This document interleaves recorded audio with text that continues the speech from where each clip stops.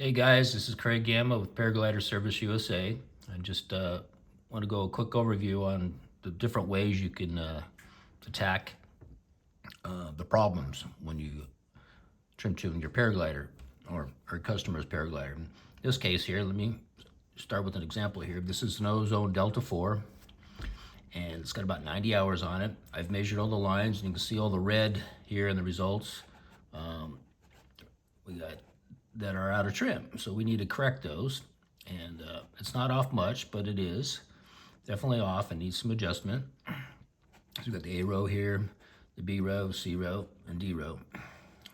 And so we got some that are too short. So when they're short like this, you're gonna make use of the double loops that are existing. So if you look at the milling loop table here, let's blow this up, get over to the milling loop table here, as well as what we call a chart data table, which averages the line groups, each line group on the paraglider. So we got a pitch here on the left side, line group 1 at 12.9, and then anything over 10 is unsafe. So that's not good, so we got to correct that matter. And anything that's showing up red here is where the pitch is off. So even if the numbers were plus or minus 10, we got to correct the pitch problems. And so these red ones are showing that they're more than 4 or 5 millimeters from the B row. And doesn't mean we changed where the red number is, but it could be the other row, other line groups. Like in this case, the minus 8.2, we're actually going to change the B3 and the C3 and the D3 in order to get these balanced. And over here, we're going to change similarly. We're not going to change where the red results are, but we're going to change where the other ones are way off. But in any case, first thing I'm going to do is re-zero the glider. The line set is shorter than specification, and that's typical for the most part on gliders unless they're being towed regularly.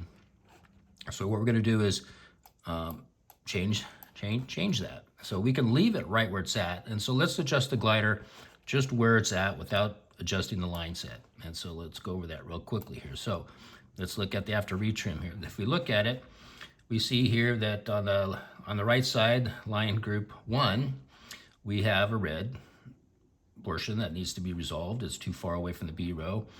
And so what we can do is the B row, if you look over here in the million loops, in that same line group, has a D double loop, and a single loop on the A. So the A's got a single loop, the B's got a double loop, and the D's got a double loop. So what we're gonna do is make those single loops. So I'll go over here and put a single loop there, and a single loop here. And anytime I make a change, I bold that. So let's bold those, and that'll resolve the situation. So this minus 7 will be let out and be more like a plus 5, or maybe a plus 3, but we'll see. And then the CD ones are minus 5s, and those will be more like plus 2.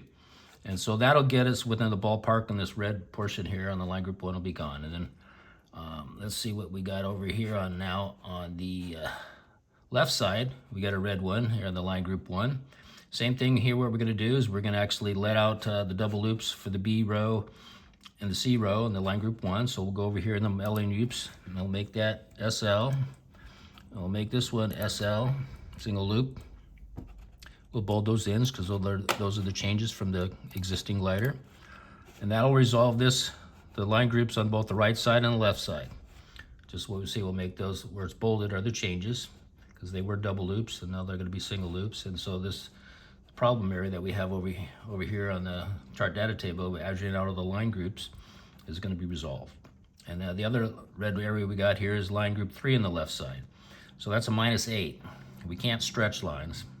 All we could do is reduce them with milling loops. So what we're going to do is look over here in the BCD row, and what it is they're actually all combined here under one main line on the C row that will address the B, the C, and the D. So it's a DL, and we need to shorten a little bit more, so we're going to go to anchor stitch.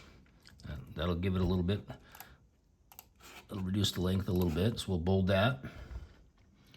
And that'll resolve that issue there after I remeasure.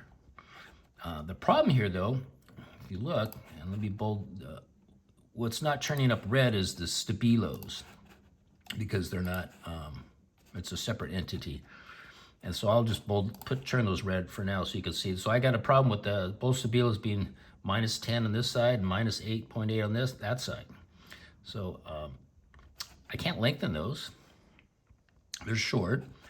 And so the only way to resolve that with the changes I made here in the mounting loops is to lengthen them, and that is by remaking the main line on the stabilo.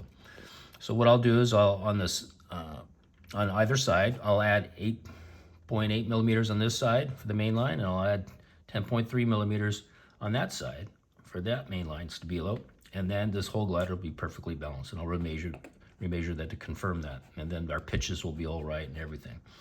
But that's one way to attack this animal, is by utilizing the existing loops that are double loops, usually on just a C row, but in this case, the Delta 4, they did it on the B and C row. I'm not sure why they didn't do double loops on the C row, because it would have been a real easy fix to change those to single loop from double loop, but they came single loop, and that's the way they've done it on this glider. Not sure why, unless they were already released earlier by the client. I'm not positive on that. But in any case, that's one way to do that. If you don't have the means to replace lines like I do, then you would have to attack this a different way. So let's go about a different way. So let's undo everything we did. I'm gonna undo, put everything back to where it was. Okay, and what we're gonna do is we're gonna re-zero the glider. So if I go back up here, and we notice that all the negatives we have are up minus 12 is the highest we got. So let's go up here and let's put in the new zero. I'm used to doing this. I'm gonna say 8's the magic number here. 8, hit enter. So now we've added 8 millimeters to every measurement throughout the board. So we're still gonna compare it to the line set specification just by adding. So what it's changed now, it's changed all our negative results into positive results, or just slightly positive. So we look at this, and now it's a different way to attack this. So we got the same numbers that are out of pitch and beyond, you know, the line lengths variances of plus or minus 10 millimeter, but they're in a different row. Well, let's put it this way: they're in the same row, same line group, but they were negative, and now they're positive. And so a lot more positive than before. And so what we're going to do here is resolve these issues. So if we look down here in the line groups 1, before we were letting single loops out on the B and C rows, but now if you look at everything's, you know, plus 2, minus 1.7, you know, just really minute numbers. It's really great looking. So all I got to do is let's go to right side, line group 1. A1 is 8.8 plus line group B1 is 1. C1 is 2.8 and D is 3.0. So B, C, and D look great. So hey, we're gonna put a double loop on A1. So go over here for line group A1, that's single loop. I'm gonna make that double loop. That'll resolve that issue. And now let's go to the left side, same thing. We got 11.3 for line group A1, we got 2.5 for B1, C1 we got minus 1.7, and D we got 0.5. So what we're gonna do here is put a double loop on A1. And so let's go over there and do just that. We'll bolt that in, like so. And then we go over to the other problem we had was over here on A3 on the left, because now the right side will be all good with that change. That double loop there will eliminate that one red, and we have no other reds here. If you look at the stabilo now, over here, line group 4 in the C row, it's minus 0.8. That's kosher. And if you go on the left side, it's minus 2.3. That's kosher. So we don't have to deal with any issues of remaking lines now, attacking this trim tuning job in this perspective. So by re-zeroing the glider. So in the line group 3, we have a plus 6.1 on the B3. We got plus 5.8 on C3 and 0 on D3. Actually, that means there's no line group there. So what we're going to do is to resolve this issue here, being it's too far away from the line group A3, we're going to actually shorten the B3 and the C3. And they're combined in one line group, one main line. They are a DL loop, so we're going to make that an anchor stitch. That'll shorten that up just a tad more and get everything kosher. And we're done. That would resolve everything. These reds would be gone. Everything would be plus or minus 4 millimeters, and our pitch would be, you know, plus or minus 5. And so that is going to be the avenue attack that I'm going to take with this glider.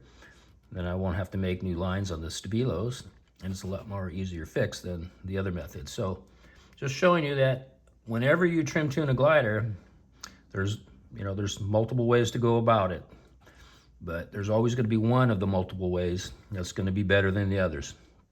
So sometimes you have to entertain them all before you come to a consensus of which one you're going to choose.